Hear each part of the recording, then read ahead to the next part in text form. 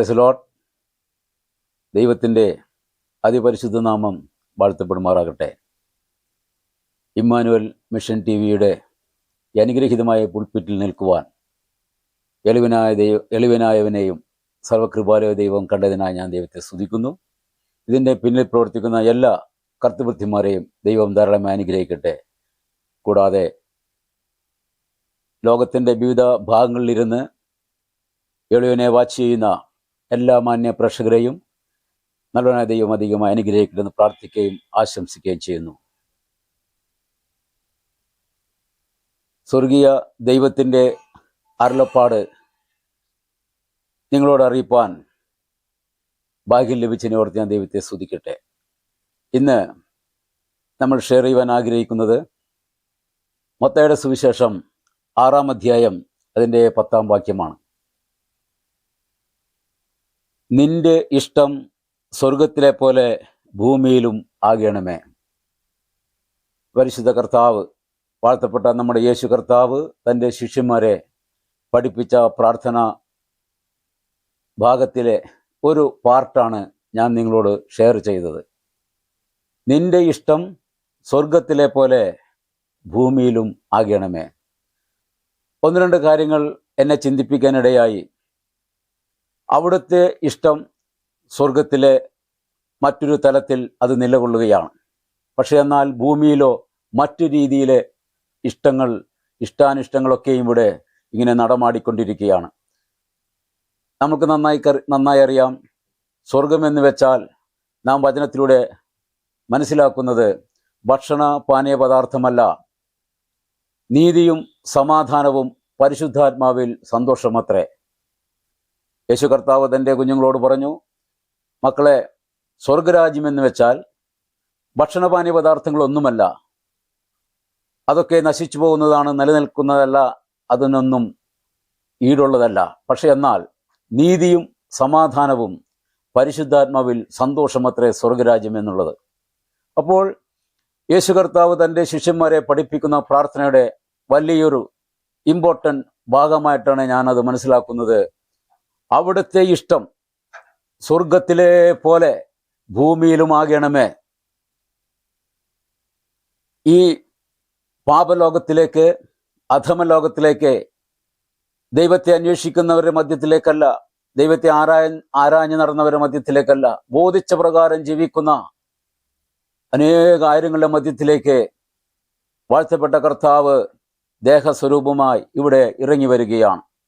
നാം യോഹന്നാന്റെ പുസ്തകത്തിൽ 1-ാം അധ്യായം, യോഹന്നാന്റെ സുവിശേഷത്തിൽ 1-ാം അധ്യായം 1-ാം വാക്യം നാം വായിക്കുന്നത് ഇങ്ങനെയാണ്: ആദിയിൽ വചനമുണ്ടായിരുന്നു, വചനം ദൈവത്തോട് കൂടെയായിരുന്നു, അവൻ ദൈവമായിരുന്നു. ആദിയിൽ ഉണ്ടായിരുന്ന വചനം, ദൈവത്തോട് കൂടെയായിരുന്ന, ദൈവമായിരുന്ന ആ യേശു കർത്താവ് 14-ാം വാക്യത്തിലേക്ക് നാം കടന്നു ചെല്ലുമ്പോൾ, വചനം ജഡമെടുത്ത് കൃപയും സത്യവും നിറഞ്ഞവനായി നമ്മുടെ ഇടയിൽ പാർത്തു. വചനമായിരുന്ന, ദൈവമായിരുന്ന, ദൈവത്തോട് കൂടെയായിരുന്ന ആ മഹാദൈവം ജഡമെടുത്ത് ഈ ഭൂമിയിലേക്ക് ഇറങ്ങി വരികയാണ്, കന്യകയിൽ ജാതനാവുകയാണ്. അവൻ ജനിക്കുന്നതിന് മുമ്പേ യെശയ്യാപ്രവാചകന്റെ പുസ്തകത്തിൽ നാം വായിക്കാനിടയായി, ആമേൻ, 9:6, നമുക്കൊരു ശിശു ജനിച്ചിരിക്കുന്നു, നമുക്ക് ഒരു മകൻ നൽകപ്പെട്ടിരിക്കുന്നു, ആധിപത്യം അവന്റെ തോളിലിരിക്കും, അവൻ അത്ഭുതമന്ത്രി, വീരനാം ദൈവം, നിത്യപിതാവ്, സമാധാനത്തിന്റെ പ്രഭു എന്ന് അവന് പേർ വിളിക്കും. യേശു കർത്താവ് ജനിക്കുന്നതിന് മുമ്പേ, വചനം ജഡം ധരിക്കുന്നതിന് മുമ്പേ, ആത്മാവിൽ യെശയ്യാപ്രവാചകൻ വിളിച്ചു പറയുന്നു, നമുക്ക് ഒരു ശിശു ജനിച്ചിരിക്കുന്നു, നമുക്കൊരു മകൻ നൽകപ്പെട്ടിരിക്കുന്നു, ആധിപത്യം അവന്റെ തോളിലിരിക്കും, അവൻ അത്ഭുത മന്ത്രി, വീരനാം ദൈവം, നിത്യപിതാവ്, സമാധാനത്തിന്റെ പ്രഭു എന്ന് യേശുവിനെ പേർ വിളിക്കുമെന്ന് 740 വർഷങ്ങൾക്ക് മുമ്പേ ആത്മാവിൽ താൻ വിളിച്ചു പറയുകയാണ്. എന്തെന്ന്? കന്യക ഗർഭിണിയായി ഒരു മകനെ പ്രസവിക്കും, ദൈവം നമ്മോട് കൂടെ എന്നർത്ഥമുള്ള ഇമ്മാനുവേൽ എന്നവന് പേർ വിളിക്കപ്പെടും. അപ്പോ ഈ അത്ഭുത മന്ത്രിയായവൻ, വീരനാം ദൈവമായവൻ,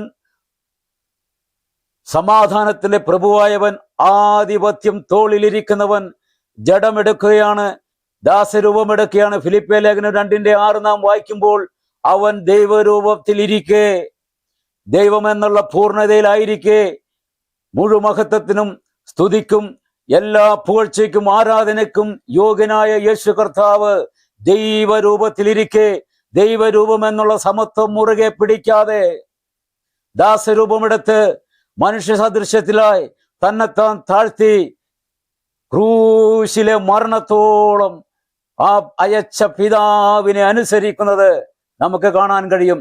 താൻ ഇവിടെ ഇറങ്ങി വന്നത് അവിടുത്തെ ഇഷ്ടം സ്വർഗത്തിലെ പോലെ ഭൂമിയിലും ആകണമേ എന്നാണ് താൻ തന്റെ ശിഷ്യന്മാരെ പഠിപ്പിക്കുന്നത്. സ്വർഗത്തിലെ ഇഷ്ടം സ്നേഹവും സമാധാനവും നിത്യസന്തോഷവുമായിരിക്കുമ്പോൾ, അതിവിശുദ്ധിയായിരിക്കുമ്പോൾ, അതേ ക്വാളിറ്റി, അതേ നിലവാരം ഈ താണഭൂമിയിലും ഉണ്ടാകേണ്ടതിന് ഇതാ അവൻ തന്റെ മഹിമ വെടിഞ്ഞ്, തന്റെ പ്രതാപം മറന്ന്, തന്റെ എല്ലാ സാഹചര്യങ്ങളെയും മാറ്റിവെച്ചുകൊണ്ട് ദാസരിൽ ദാസനായി നമ്മെ രക്ഷിപ്പാൻ അവൻ ഇറങ്ങി വരികയാണ്. കേവലം കന്യകയിൽ അവൻ ജാതനാകാനിടയായി. മനുഷ്യദൃഷ്ടിയിൽ, മാനുഷിക ബുദ്ധിയിൽ നോക്കുമ്പോൾ ഒരു കാരണവശാലും ഒരു കന്യക ഗർഭം ധരിക്കുകയില്ല പുരുഷന്റെ സമീപനം കൂടാതെ. എന്നാൽ ദൈവത്തിന്റെ ആത്മാവിന്റെ ആ സാന്നിധ്യം മറിയയുടെ അടുക്കലേക്ക് ദൂതനെ ദൈവം അയക്കുകയാണ്. എന്തെന്ന്? ഒരു മകനെ നിനക്ക് നൽകുവാൻ ദൈവം പ്ലാൻ ചെയ്തിരിക്കുന്നു. അപ്പോൾ അവൾ പറയുകയാണ്, ഇതെങ്ങനെ സംഭവിക്കും? ദൈവത്താൽ അസാധ്യമായി ഒന്നുമില്ലല്ലോ. അസാധ്യമായതിനെ സാധ്യമാക്കുവാൻ നമ്മൾ തേടിയെത്തിയതിനെ തേടിപ്പോയി പലതിനെയും തേടിയെങ്കിലും പക്ഷെ നമുക്കത് കൈവരിക്കാൻ കഴിയാതെ പോകുന്നു. അഥവാ ഈ ലോകത്തിൽ എന്തു തന്നെ നാം നേടിയാലും തേടിയാലും അത് നാശത്തിലേക്കും കഷ്ടനഷ്ടത്തിലേക്കും നമ്മളെ നയിക്കുന്നു എങ്കിൽ നിത്യതയിലേക്ക്, നിത്യസമാധാനത്തിലേക്ക്, നിത്യസന്തോഷത്തിലേക്ക് നയിക്കുവാനാണ് ഒരുവൻ തൻ്റെ മഹിമകളൊക്കെയും വെടിഞ്ഞ് ഈ താണഭൂമിയിലേക്ക് ഇറങ്ങി വന്നത്. ദൈവത്തിന് മഹത്വം. ആമേൻ. യെശയ്യാ പ്രവാചകന്റെ പുസ്തകത്തിൽ നാം പിന്നെയും വായിക്കുമ്പോൾ 42-ാം അധ്യായം 1-ാം വാക്യം നാം ഇങ്ങനെയാണ് വായിക്കുന്നത്. ഇതാ എൻ്റെ ദാസൻ, ഇതാ ഞാൻ താങ്ങുന്ന എൻ്റെ ദാസൻ, എൻ്റെ ഉള്ളം പ്രസാദിക്കുന്ന എൻ്റെ വൃതൻ. ഞാൻ താങ്ങുന്ന എൻ്റെ ദാസനെ ഈ ഭൂമിയിലേക്ക് അയക്കുന്നത് ഈ പാപലോകത്തിലേക്ക്, അശുദ്ധ ലോകത്തിലേക്ക്, അനുസരണം കെട്ടവരുടെ, പാപികളായി എല്ലാ പാപത്തിനും അധീനരായി ജീവിക്കുന്നവരുടെ മധ്യത്തിലേക്ക് പരമപിതാവ് താങ്ങുന്ന, ആമേൻ, പരമപിതാവിന്റെ ആത്മാവിനെ വെച്ചിരിക്കുന്നവനെ ഈ ഭൂമിയിലേക്ക് അയക്കുകയാണ്. അവന്റെ ഉദ്ദേശം എന്താ? അവൻ ജാതികളോട് ന്യായം പ്രസ്താവിക്കും. അവൻ, ആമേൻ, അവനെ കുറിച്ച് പിന്നെയും പ്രതിപാദിക്കുന്നു. അവൻ ചതഞ്ഞ ഓട ഒടിക്കുകയില്ല, പുകയുന്ന തിരി കെടുത്തുകയില്ല, തെരുവിധിയിൽ തന്റെ ശബ്ദം കേൾപ്പിക്കുകയില്ല. അവൻ സത്യത്തോടെ, നീതിയോടെ ന്യായത്തെ പ്രസ്താവിക്കും. ആമേൻ. എന്നെ കേൾക്കുന്ന ബഹുമാനര ശ്രോതാക്കളെ, ഇന്ന് നാം ഈ ലോകത്തിൽ എവിടെയും കേൾക്കുകയും കാണുകയും ചെയ്യുന്നത് മനസാക്ഷിയെ വേദനിപ്പിക്കുന്ന, ഹൃദയത്തെ തകർക്കുന്ന, ഹൃദയഭേദകമായ, നിഷ്കരുണം വിവിധ നിലയിൽ മനുഷ്യനായിത്തീർന്നു പോകുന്ന ഒരു സാഹചര്യത്തിലേക്ക് നമ്മൾ എത്തിയിരിക്കുകയാണ്. ആമേൻ. നിർഭാഗ്യമെന്ന് പറയട്ടെ, ആർക്കും ആരെയും ഉൾക്കൊള്ളുവാനോ അംഗീകരിക്കുവാനോ സ്വീകരിക്കുവാനോ വിശ്വസിക്കുവാനോ കഴിയാത്ത വിധം ലോകം പാപത്തിൽ അമർന്ന്, ആമേൻ, നാശത്തിലേക്ക് പോയിക്കൊണ്ടിരിക്കുന്ന ഈ വേളയിൽ ഈ ഇമ്മാനുവൽ മിഷൻ ടിവിയുടെ ഈ പുൾപിറ്റിൽ നിന്നുകൊണ്ട് ഞാൻ പറയട്ടെ, ആമേൻ, മറ്റൊരുത്തനിലും രക്ഷയില്ല. ആമേൻ. നാം രക്ഷിക്കപ്പെടുവാൻ, നാം സമാധാനത്തിലേക്ക്, സന്തോഷത്തിലേക്ക്, ആശ്വാസത്തിലേക്ക്, സ്വസ്ഥതയിലേക്ക്, വിശുദ്ധിയിലേക്ക്, നിത്യതയിലേക്ക് എത്തുവാൻ നൽകപ്പെട്ട ഒരേ ഒരു നാമം, ആകാശത്തിന് മീതെ, ഭൂമിക്ക് മീതെ ആകാശത്തിന് കീഴെ മനുഷ്യരിൽ നൽകപ്പെട്ട ഒരേ ഒരു നാമം, യേശു എന്ന നാമം മാത്രമേ ഉള്ളൂ നാം രക്ഷിക്കപ്പെടുവാൻ. യേശുവിന്റെ നാമം വിളിച്ചപേക്ഷിക്കുന്ന ഏവനും പാപമോചനം പ്രാപിപ്പാൻ ഇടവരും, അവൻ സ്വതന്ത്രനാകാൻ ഇടവരും. എന്നെ കേൾക്കുന്ന പ്രിയരെ, ഇവിടെ യേശു കർത്താവ് പഠിപ്പിക്കുകയാണ്, പിതാവേ, അവിടുത്തെ ഇഷ്ടം സ്വർഗത്തിലെ പോലെ ഭൂമിയിലുമാകണമേ. അതിന് ചില വില കൊടുക്കണം, അതിന് ചില, ആമേൻ, പ്രയാസമുള്ള കാര്യങ്ങളിലൂടെ താൻ കടന്നു പോകണം. കാരണം എന്താ? ആമേൻ. ഈ ബോധിച്ച പ്രകാരം ജീവിക്കുന്ന ജീവിതങ്ങളെ നേരെയാക്കുവാൻ, യഥാസ്ഥാനപ്പെടുത്തുവാൻ, ദൈവത്തിന് കൊള്ളാകുന്നവരായി നിർത്തേണ്ടതിനെ താൻ ചില വില കൊടുത്തേ മതിയാവൂ. ആദ്യം തന്നെ തന്റെ മഹത്വത്തെ താൻ മാറ്റിവെക്കുകയാണ്. തന്റെ ആ ദൈവം എന്നുള്ള സമത്വത്തെ മുറുകെ പിടിക്കാതെ ദാസരിൽ ദാസനായി താൻ ഇവിടെ ഇറങ്ങി വരുന്നത് നമ്മെ രക്ഷിപ്പാനാണ്. എന്നെ കേൾക്കുന്ന പ്രിയരെ, ആമേൻ. അതുകൊണ്ട് ഇത് മനുഷ്യദൃഷ്ടിയിൽ ഇത് അസാധ്യമാണ്. കാരണം ഒരു ചെറിയ കസേര ഒരുപക്ഷെ നമ്മളെപ്പോലുള്ളവർക്ക് ലഭിച്ചാൽ അത് വല്ലവിധേനയും അത് പിന്നെയും വലിയ കസേരയിലേക്ക്, വലിയ സ്ഥാനത്തിലേക്ക് നാം ആയിത്തീരുവാൻ ആഗ്രഹിക്കുന്നെങ്കിൽ, എന്നെ കേൾക്കുന്ന പ്രിയരെ, ഇവിടെ കർത്താവ് ഇതാ, ആമേൻ, യേശു കർത്താവിനെ കുറിച്ച് സ്വർഗം നൽകുന്ന സാക്ഷ്യം നമുക്ക് ആമേൻ കേൾക്കാം. 42:18 വാക്യം നാം ഇങ്ങനെ പറയുന്നു: എന്റെ ചെകിടന്മാരെ കേൾപ്പിൻ, കുരുടന്മാരെ നോക്കിക്കാൺമിൻ. എന്റെ ദാസനല്ലാതെ കുരുടനാർ, എന്റെ ദാസനെ പോലെ ചെകിടനാർ. ആമേൻ. അനേകരെ വിടുവിക്കുന്നതിന്, അനേകരെ രക്ഷയിലേക്ക് നടത്തുന്നതിനെ ഈ പരമപരിശുദ്ധനായ പിതാവിനോടൊപ്പം ചേർന്നിരുന്ന ദൈവമായിരുന്നവൻ എനിക്കും നിങ്ങൾക്ക് വേണ്ടി ചെകിടനായി മാറുകയാണ്. എനിക്കും നിങ്ങൾക്ക് വേണ്ടി കുരുടനായി മാറുകയാണ്. എനിക്കും നിങ്ങൾക്കും വേണ്ടി അവൻ അന്ധനായി മാറുകയാണ്. ഹല്ലേലൂയ, ഹല്ലേലൂയ, ആമേൻ. സ്തോത്രം, ദൈവത്തിന് മഹത്വം. അവൻ പലതും കാണുകയാണ്. പ്രതികരിക്കേണ്ട സ്ഥാനത്ത്, എതിർക്കേണ്ട സ്ഥാനത്ത്, ചോദ്യം ചെയ്യേണ്ട സ്ഥാനത്ത്. കാരണം എന്താ? തൻ്റെ ദൗത്യം എന്താ?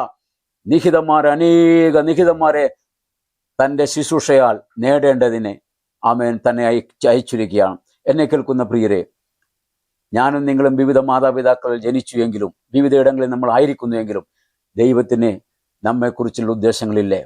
നമ്മെക്കുറിച്ച് ചില ഇഷ്ടങ്ങളില്ലേ? അത് എനിക്ക് നിങ്ങൾക്ക് നിവർത്തിക്കുവാൻ കഴിയുന്നുണ്ടോ? സ്തോത്രം. ഇവിടെ എന്നെ ചിന്തിപ്പിക്കുന്ന ഒരു ഭാഗം കൂടെ ഞാൻ പറയട്ടെ. കർത്താവായ യേശു ക്രിസ്തുവിന്റെ കാലഘട്ടത്തിൽ ന്യായപ്രമാണം ഇങ്ങനെ നിലകൊണ്ടു നിന്നിരുന്നു. ഞാൻ പഠിച്ചത് ശരിയാണെങ്കിൽ 613 കൽപ്പനകളും കൂടാതെ 10 കൽപ്പനയും ചേർന്നതായ ന്യായപ്രമാണം. അതിൽ ഒന്ന് തെറ്റിയാൽ എല്ലാം തെറ്റിയെന്ന് നാം പഠിക്കുന്നു.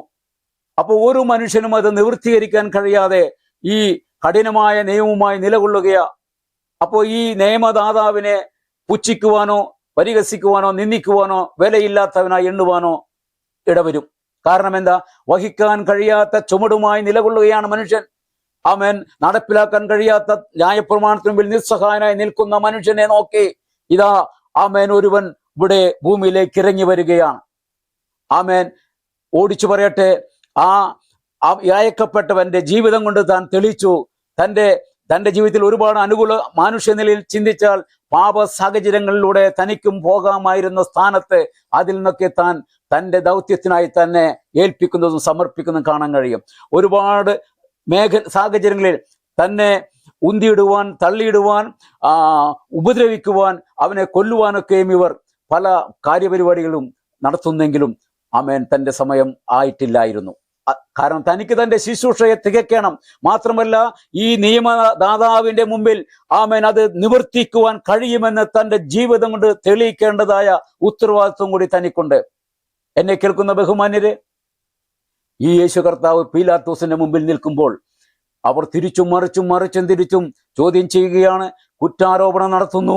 വല്ലവിധനെയും ഒന്ന് ക്രൂശിക്കുവാനുള്ള വെമ്പൽ കൊള്ളുമ്പോൾ പീലാത്തോസ് തിരിച്ചും മറിച്ചും ഒക്കെയും പല കോടതികൾ മാറി മാറി ന്യായം വിധിച്ചിട്ടും പക്ഷേ യേശുവിൽ ഒരു തെറ്റും കാണാൻ കഴിയാതെ പീലാത്തോസ് ചോദിക്കുന്നു, വലിയൊരു അധികാരി ചോദിക്കുന്നു, അനേക പ്രമാണികളുടെയും ശ്രേഷ്ഠന്മാരുടെ മുമ്പാകെ അവൻ ചോദിക്കുന്നു, ഇവൻ ചെയ്ത തെറ്റെന്ത്?